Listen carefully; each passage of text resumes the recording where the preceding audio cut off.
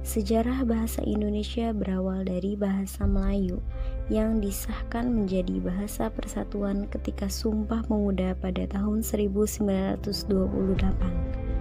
Perkembangan bahasa Indonesia didorong oleh kebangkitan nasional, di mana di dalamnya terdapat peranan-peranan penting pada kegiatan politik, perdagangan, surat kabar, maupun kemodernan bahasa Indonesia.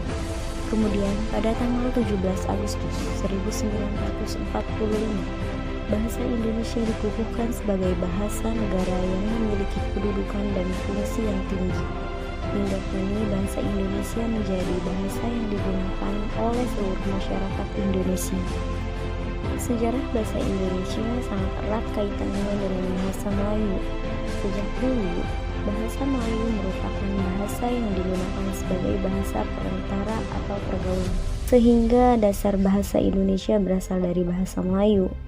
Awalnya mulanya adalah ketika Kerajaan Sriwijaya maju ke wilayah Asia Tenggara menggunakan bahasa Melayu kuno sebagai bahasa perantara dengan kerajaan lain.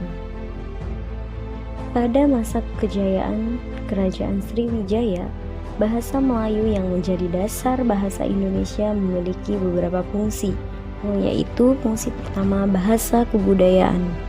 Pada zaman Kerajaan Sriwijaya, bahasa Melayu dijadikan sebagai bahasa kebudayaan, di mana bahasa ini digunakan pada bahasa buku pelajaran agama Buddha. Yang kedua, bahasa perhubungan.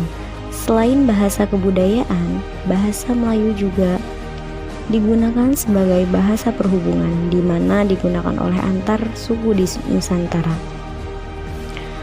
Yang ketiga, bahasa perdagangan. Selain digunakan untuk antar suku, bahasa Melayu juga digunakan untuk bahasa perdagangan baik dari dalam maupun dari luar negeri.